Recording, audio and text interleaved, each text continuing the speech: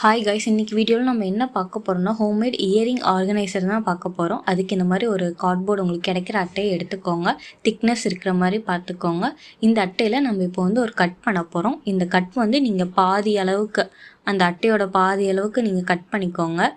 ஏன்னா அப்போ தான் நம்ம இயரிங் போட்டால் நமக்கு இது ஸ்ட்ராங்காக அது க்ரிப்பாக பிடிச்சிருக்கும். ஓகேவா? இதுக்கப்புறமேலு இது ஒரு கேப் நம்ம கொஞ்சம் விட்டு திரும்பியும் நம்ம அதே மாதிரி கட் பண்ண போகிறோம். நீங்கள் எவ்வளோ பெரிய அட்டை எடுத்திருக்கீங்களோ அதில் உங்களுக்கு எத்தனை செட் ஆஃப் இயரிங்ஸ் போகணுமோ அதுக்கேற்ற மாதிரி நீங்கள் அவ்வளோ கட் நீங்கள் பண்ணிக்கலாம். நான் இதில் ஒரு 4 இயரிங்ஸ் போடுற மாதிரி நான் கட் பண்ணியிருக்கேன். இப்போ இதில் என்ன பண்ண போகிறோம்னா, நம்ம இயரிங்ஸை நம்ம போட போகிறோம். இங்கே பார்த்தீங்களா, இதை நம்ம இயரிங்ஸை நம்ம இந்த மாதிரி போட்டோம்னா நம்ம டக்குன்னு நம்ம எடுத்துக்கலாம்.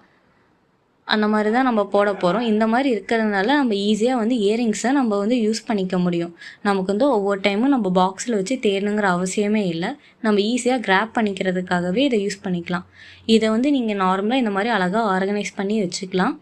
இதை நீங்கள் இந்த மாதிரி கபோர்ட்குள்ளே வச்சுக்கிட்டாலும் நமக்கு நீட்டாக இருக்கும். நமக்கு வேணுங்கிறப்ப சூஸ் பண்ணிக்கலாம். பாய்.